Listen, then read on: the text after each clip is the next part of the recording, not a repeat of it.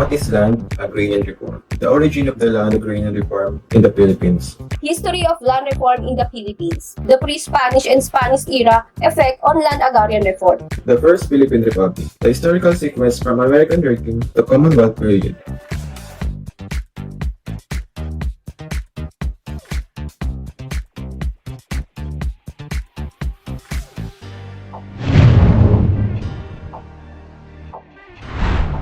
Good day, I am Kiel Paler. Justine Alcoy, we are the news anchors for today. Welcome to our news report dito sa Balitang inaasahan sa Sirang Radyo. Our first news for today is, what is land agrarian reform in the Philippines? Here is Miss Angel Pombo on the line to discuss further this headline. Thank you, Sir Paler. Today we're dividing into the complexities of land and agrarian reform. Land reform is a government-led program aimed at redistributing land from large landowners to small farmers and landless workers, with the goal of increasing equity and productivity in agriculture. In addition, agrarian reform goes even further, encompassing not only land redistribution but also measures to modernize agricultural practices and improve the overall living conditions within agrarian communities. This includes support for agricultural education, the establishment of cooperatives, access to credit and inputs, and the development of agro-based industries. The push for land reform is rooted in the quest for social justice and the empowerment of those who have historically been marginalized in agricultural societies. In many countries around the world, the concentration of land ownership in the hands of a few powerful landowners has led to social and economic imbalances, with these landlords exerting significant influence over political decisions and the lives of their tenants. This long-standing issue has sparked calls for reform to level the playing field and empower smallholder farmers and rural communities. By promoting equitable land ownership and modernizing agricultural practices, agrarian reform aims to create a more sustainable and inclusive agricultural sector. Thank you, Ms. Pombo, for that insightful report. As we continue to see the effects of centuries-old land inequities, the need for comprehensive and agrarian reform only grows more urgent. It is not just about redistributing land, but about empowering individuals and communities to thrive and contribute to a more just society.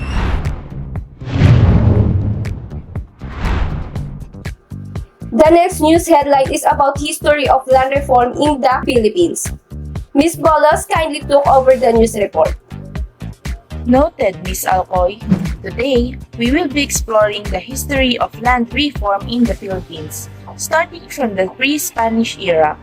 Before the Spaniards arrived in the Philippines, the social system was feudal in nature.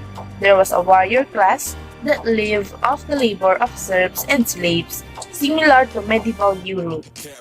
Within this social structure, we had the datus or chiefs, who were considered the nobility. There were also free men, serfs, and slaves that each play a role in society. The free-born individuals did not pay any tributes or taxes to the datu, but they were obligated to follow them into war. They provided their own weapons and helped in various tasks such as sailing and farming. The serfs, on the other hand, served their masters or lord and shared the produce of the land with them. They had their own homes and were able to pass down their property to their children.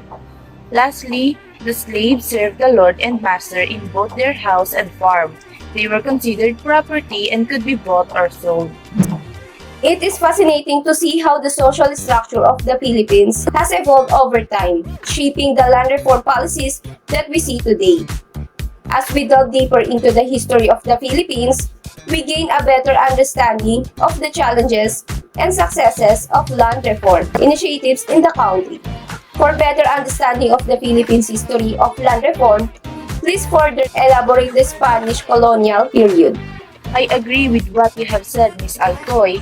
To dig deeper into the history of Philippines land reform, during the Spanish era from 1565 to 1898, lands in the Philippines were divided and granted to Spanish settlers or soldiers as encomiendas. These grants were meant to protect and benefit the native Indios, but unfortunately, many encomenderos abused their power and turned the system into one of exploitation. The system evolved to the point where the native tenants were driven out of their land or forced to become tenants of the cacique or estate owners. Despite royal decrees urging landholders to secure titles, the majority of peasants did not understand the law or found the process too complicated to navigate. The outbreak of the Philippine Revolution in 1898 halted Spanish land practices as Spanish landowners started to sell off their lands. This marked a pivotal moment in the history of land reforms in the Philippines, as the power dynamics were shifting with Spain losing control against the Filipinos fighting for independence and the Americans asserting their presence. Thank you, Ms. Bolos, for that insightful report. It's essential to understand the complex of history of land reform in the Philippines and its impact on the socio-economic landscape of the country. With that being said, balitang inaasahan would be having a short commercial break. Stay tuned!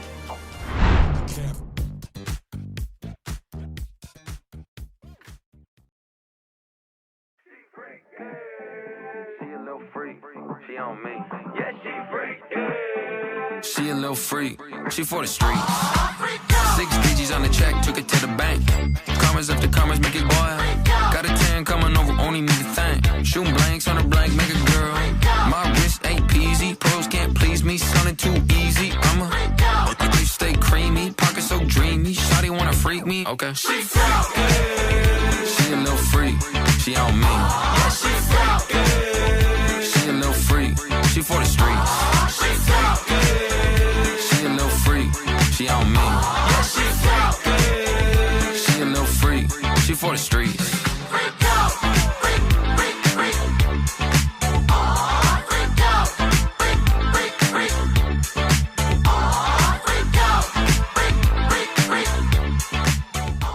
Trusted quality healthcare. Unilab yan. She for the streets.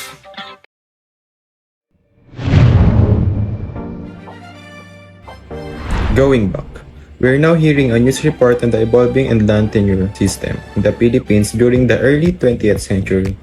Let's take a look closer at how land ownership was regulated during the First Philippine Republic and the American regime. This report will be served by Ms. Asuncion. That's right, Mr. Paler. Let's take a closer look at how land ownership was regulated during the First Philippine Republic and the American regime. During the brief existence of the First Republic from 1899 to 1901, President Emilio Aguinaldo sought to confiscate large estates, particularly the friar lands, as outlined in the Malolos Constitution. However, this plan was never fully implemented due to the Republic's short lifespan. Moving on to the American era from 1901 to 1935, several laws were enacted to address the issue of land tenure. The Philippine Bill of 1902 imposed conditions on the disposition of public lands, while the Land Registration Act of 1902 introduced a torrent system for land title registration. Additionally, the Rice Share Tenancy Act of 1933 and the Tenancy Act of 1933 were enacted to regulate relationships between landowners and tenants of rice and sugarcane fields. These laws aim to improve land ownership and resolve disputes that arose from the defective land system inherited from Spanish rule. However, despite these efforts, challenges persisted. Native farmers faced difficulties in obtaining titles due to the lack of awareness of laws and the high cost associated with land surveys. The introduction of the torrent system did not completely resolve these issues, as many farmers were unable to avail of the government's offer. Furthermore, the issue of the friar lands presented a unique challenge. Despite efforts by American authorities to address land ownership, the Treaty of Paris of 1898 bound the U.S. government to protect the property interests of religious orders. The solution offered was the purchase of these lands, with the majority being acquired and disposed of by the U.S. civil government by 1919. The evolution of land tenure in the Philippines during this period was marked by attempts to regulate ownership and resolve disputes, but challenges remain. As we continue to delve into the country's history, it is important to understand the impact of this law on the land ownership system that exists today. Now, Ms. Asuncion, kindly discuss what happened during the Commonwealth period. Copy, Sir Kel. During Quezon's tenure, the issue of land tenure relationships caused armed discontent among oppressed tenants. These led to rebellions such as the Colorim Revolt in Tayog, Pangasinan and the Sakdal Revolt in Cabuyao, Laguna. Quezon championed the tenants, caused by implementing a program of social justice. He improved land tenure laws, allowing landowners and tenants to enter fair contracts and providing arbitration for agrarian conflicts. Quezon also focused on the expropriation of big land holdings and the settlement of public agricultural lands, particularly in Mindanao. The 1935 Constitution emphasized social justice, declaring it as the state's concern. The Right Share Tenancy Act, passed in 1933, further promoted social justice by ensuring a fair 50-50 sharing arrangement between landowners and tenants. Quezon administration was characterized by a strong commitment to social justice and economic security for all people. Thank you for addressing the reports once again, Ms. Asuncion. For the next news headlines, here are the accomplishments in the land and agrarian reform under the administrations of the Third Republic. Here is Ms. Rubrico to explain the details regarding the Third Republic. Thank you, Ms. Alcoy. Let's dive right into the significant reforms that were implemented during this period. During Manuel Roxas' presidency from 1946 to 1948, Republic Act No. 34 was passed, which established a 70 to 30 sharing arrangement between tenant and landlord. This aimed to provide fairer terms for tenants and reduce the interest on landowner loans. Elpidio Quirino, who served as president from 1948 to 1953, replaced the National Land Settlement Administration with the Land Settlement Development Corporation. This shift aimed to improve agricultural machinery and production in the country. Under the Magsaysay administration from 1953 to 1957, significant steps were taken towards agrarian reform. Republic Act No. 1166 created the National Resettlement and Rehabilitation Administration, providing homes and farms for former rebels. Additionally, Republic Act No. 1199 granted tenants security of tenure and the choice to shift from shared tenancy to leasehold. The Land Reform Act of Republic Act No. 1400 during this time allowed for the acquisition of large tenanted rice and corn lands over a certain threshold, aiming to distribute land ownership more equitably. Lastly, under Diosdado Macapagal's presidency from 1961 to 1965, the Agricultural Land Reform Code was enacted. This law abolished share tenancy, established leaseholds, and provided rights for tenant farmers along with a robust administrative and judicial system for agrarian cases. Thank you, Ms. Rubrico. These reforms under the Third Republic significantly improved land ownership and agricultural practices in the country, paving the way for a more equitable society.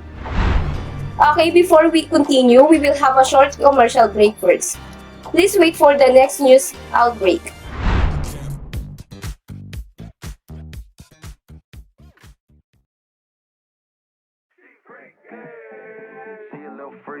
She on me. Yeah, she freak. She a little freak. She for the streets. 6 digits on the check, took it to the bank. Commas after commas, make it boil. Got a 10 coming over, only need a thing. Shooting blanks on a blank, make a girl. My wrist ain't peasy. Pros can't please me, sounding too easy. I'm a they stay creamy, pocket so dreamy. Shawty wanna freak me, okay. She freak. She a little freak. She on me. Yeah, she freak. She a little freak. She for the streets. She a little freak. She on me. Yeah, she freak. She a little freak. She for the streets.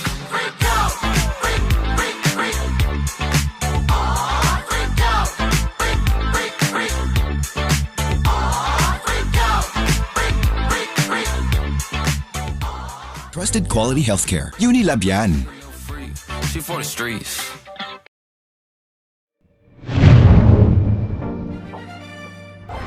Kamusta mga kabalitang inaasahan? Here we go again to give you the events that happened in our history. We are driving into the tropic of martial law and the Fourth Republic under the administration of Ferdinand Marcos. Our news reporter, Ms. Bangkaya, has detailed information to share us regarding Presidential Decree 27 and its impact on agrarian reform during that time. Let's turn it over to our reporter to a more important topic. Thank you, Sir Paler. Presidential Decree 27 issued on October 21, 1972 was a significant step taken by President Marcos to emancipate farmers from the bondage of the soil. The decree abolished dispute in tenanted rice and corn land, making the tiller the owner of the land they tilled. This was a crucial move toward agrarian reform in the Philippines. Two key aspects of land distribution under PD 27 include the determination of the land to be transferred and the financing of the transfer. The decree focused on rice and corn areas as they were areas of urgent reform due to social unrest associated with rice tenancy. Additionally, the decree addresses the issues of financing by fixing the value of the land at the modest rate and providing options for comprehensions to be paid directly or through a three-way agreement. Coverage of PD 27 include all private tenanted agricultural and exceeding 7 hectares with priorities given to larger landholdings first. Beneficiaries of the decree were bona fide tenant farmers of rice and corn lands who were granted economic size farms ranging from 3 to 5 hectares depending on irrigation availability. Furthermore, PD 27 imposed a retention limit of landowners, allowing them to retain up to 7 hectares of land in actively cultivating. Absentee landowners were required to transfer their tenanted land to their tenants, as determined by the Department of Agrarian Reform. In conclusion, PD 27 was a crucial step towards agrarian reform in the Philippines, aimed at the empowering farmers and redistributing land ownership. This decree played a significant role during the martial law period under the Fourth Republic. Back to you, News Anchor. Thank you for that insightful report. It is important to reflect on our country history and the policies that have shaped our society. We will continue to bring you important updates and information on the topic matter. For our last headline topic for today, we will delve into achievements of the Cory Aquino administration on agrarian reform during her time as President of the Philippines from 1986 to 1992 to be discussed by Ms. Mariano. That's right, Ms. Alcoy. The Cory Aquino administration made significant strides in promoting comprehensive rural development and agrarian reform in the country. One of the key pieces of legislation enacted during her presidency was the Comprehensive Agrarian Reform Law, also known as Republic Act 6657.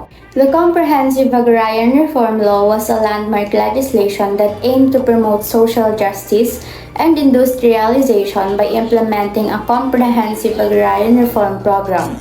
This law covered all agricultural lands, regardless of tenurial arrangement or commodity produce, and provided mechanism for land registration, private land acquisition, and compensation to landowners. The Corp was instrumental in redistributing land ownership to qualified farmer beneficiaries and promoting sustainable agriculture in the country. Through the implementation of various executive orders and initiatives, President Aquino sought to strengthen the Department of Agrarian Reform as the lead agency responsible for the program. President Aquino's commitment to agrarian reform was evident in her efforts to streamline the implementation of the CARP and align various government programs with the goals of rural development. Her administration's focus on countryside agro-industrial development and the designation of strategic operating provinces underscored the importance of agrarian reform in the fostering economic growth and social equity. As we reflect on the achievements of Cory Aquino administration in advancing agrarian reform, it is clear that her legacy continues to shape the agricultural landscape of the Philippines today. Absolutely, Ms. Mariano. The Fifth Republic under Cory Aquino set a strong foundation for agrarian reform in the country, and it is essential that we continue to build upon this legacy to ensure for a more equitable and sustainable future for all Filipinos farmers. That is all for the news today. Again, I am Justine Alcoy, And I am Kiel Paler, signing off. Goodbye, Goodbye mga kabalitang inaasahan.